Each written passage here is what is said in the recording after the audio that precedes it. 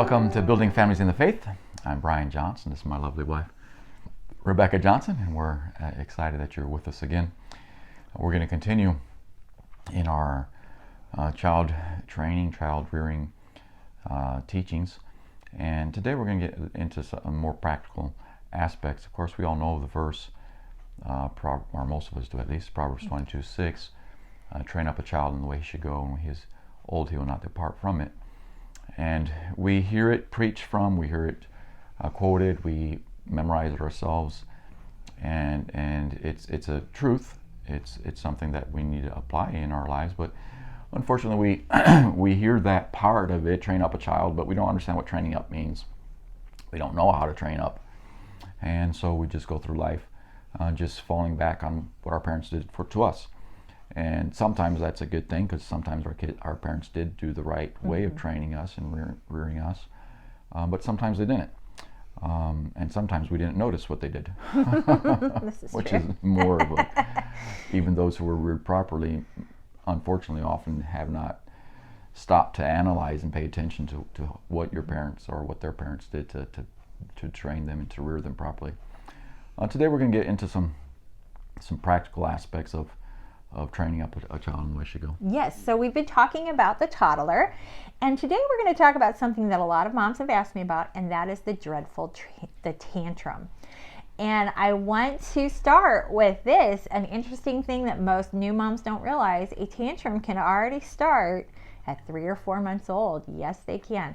Part of the reason, there you go. Part of the reason that we talked about in their sleeping patterns, making sure that they sleep through sound, they're not always rocked to sleep, there's something different every time. Sometimes you rock them, sometimes you don't, you lights, noise, total darkness, all of that. Part of it is to prevent this very thing, the tantrum. Because around 3 or 4 months, they're really cognizant of what they want. They just can't express it to you. And so the only form they have to express is to cry. And their cry, especially for a new mom, can be a little confusing. And say, for example, that day you didn't have time to do any cuddling or anything, something's come up and you just put little Johnny in bed, and he's like, excuse me, but I expected to be rocked today, and that's what I want. And he starts throwing a tantrum by crying. Now, as a new mom, you might think, oh, what's wrong? What's wrong? Is he sick? And you go and grab him. Don't just go and grab them. Go in and check. Is he hurt? Is he wet? Think about it. Did he just eat or has he not eaten? Check his belly, because there could be gas. So like we said before, check to see if it's hard. If it's hard, then he has gas and you need to take care of it. Be aware if you use gas drops. Do not ever give it to them laying down. They can actually start to choke on them. Give it to them sitting up. Read the instructions on that. Children have nearly choked to death on gas drops. So please read the instructions, set them up. But if you have established that all of this is cared for and there is nothing wrong with this child, he doesn't have a fever, nothing, then put him back in bed and let him scream it out, because that's a tantrum. Now, I know some mom out there is like, oh, but my kid is colicky. We're not talking about colic, because colic is obviously an issue and they need to be dealt with and cared for. And this is a typical, everyday, normal baby who's not colicky. Right. We're like she already said, you're checking the baby. You know, well, by where she's at or he's at, you can see if there's anything that could have fallen on him or anything that could have injured him. You've checked the stomach hardness to see if gas pains or colic or anything like that. Obviously, you fed him, so you know how long ago it's been. If it's been 5 hours, obviously she's crying because he's hungry. No problems. If it's been 30 minutes, obviously it's not because of hunger. However, if you did just feed him, double check the gas and that kind of thing. Maybe need to be burped. So you're checking all the reasons that we allow them to cry for. They're crying. If they're crying to warn us or to tell us, I'm wet, I got a rash, I'm in pain. These things, obviously we're not going to correct them for that. That's they don't know how to speak, and that's how they communicate. God created them. They cry for us to understand and for us to know. And of course, as they get older, as you get more mature, in your Parenting. you start to understand Yes. and to recognize the cries and what they mean. A hunger cry will be a little bit different than a pain cry. A pain cry will be definitely different than a whiny cry. And even at the 3-4 month age, when they can't speak, you can, if you're paying attention. Now, unfortunately, a lot of parents don't pay attention, and they just hear a cry, and they hear a noise, and that's it. They can't discern between a doe and a ray. But but anyhow, you'll learn to discern the cries, but always make sure there's no rash or no pain, no gases and all this kind of stuff. And if they're crying for tantrum, then we start to we don't take action. Right. At first, we don't touch them. We don't hold them. We don't pick them up. We need them to understand right off the bat that they don't get their way by crying. They don't get their way by whining. And at this age, at 3 months, of course, I'm not going to go in there and give them a big old long lecture of why a baby or why a child doesn't get their way. I'm not going to tell them that if you keep doing this, you can end up on welfare, and obviously this is not the time for all of that. But with my actions, with not picking up the child, I'm teaching them and saying, no, you're not going to get your way by whining, by crying. Now, by starting this at 3 or 4 months, it's going to help diminish the amount of tantrums you're going to deal with as an older child. But despite all of it, you're going to deal with the tantrums. So let's talk about that. Now that child is walking or crawling, and now it comes, because we call them the terrible twos for a reason. They're really developing their personality. They're learning how to talk. They are really consciously aware of everything they're touching, exploring, and they're having a great time. And the sin nature now is just booming out of them. And so, yes, the dreadful tantrum happens. Let me talk a little bit first about how to prevent the tantrum. Then we'll get into how to deal with said tantrum, because eventually it will happen. So pre-planning, okay. What are some of the reasons a child does end up throwing a tantrum? A couple of them are our own faults. Right. Yep, that's it. Let's talk about that. Okay, first of all, a child might throw a tantrum because they have no idea what is expected of them in a new situation. You're going someplace and you haven't prepped them to know how to act. So let's take one of the most common places a tantrum takes place and one of the most embarrassing places, the grocery store. Here's what happens. Now, every mother knows that studies have been made and they know where to put all the candy and the toys at child's eye level. Have you ever noticed you had to bend down to get all the really cruddy candy, and then like the really nice 85% dark chocolate is way up on top because kids don't like that. But the sour gummy patch kids or whatever, they're at child level. There's a reason for that. Yes, marketing is, they know very well what they're doing, and they know exactly where to put it. And they're tempting your child, and your child is It's tempted. Notice the bright packaging. Everything is there to attract attention of a child, not necessarily an adult. So you haven't trained your child at home how to act at a grocery store. And you say, what do you mean at home? Well, we call it pretend training. So what you need to do is, as your child's getting a little older, maybe they're getting to the point they don't necessarily want to sit in that cart anymore. They want to go behind and push, even though it takes 20 times longer to go through the store. And you need to start playing at home. Put some colorful things down low, and we're going to be like, oh, today we're going to play like we're going to the store. Let's go. And we walk through, and then you, mommy, you act out. Oh, I see a candy. I want the candy.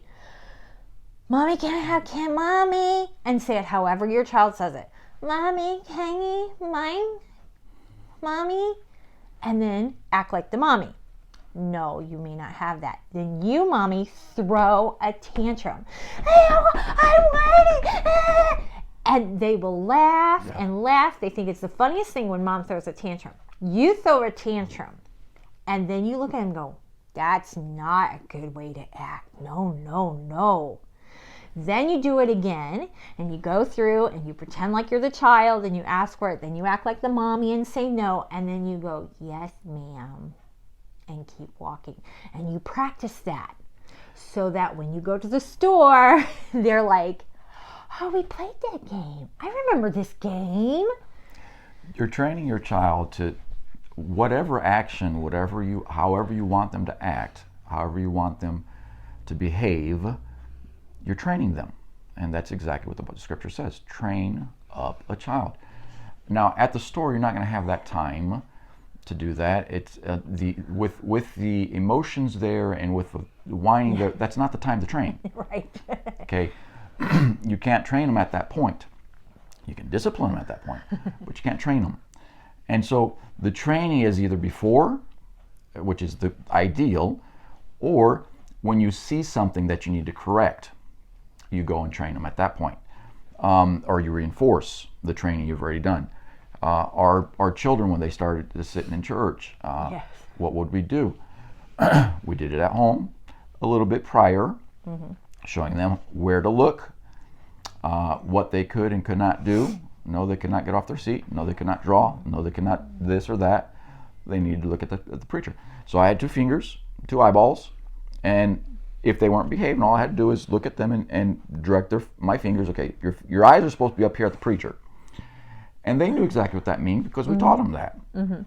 Now, if they didn't behave properly and they were too squirmy, and they didn't behave properly, we had training sessions. And so after church, when everybody else is playing, they had to train.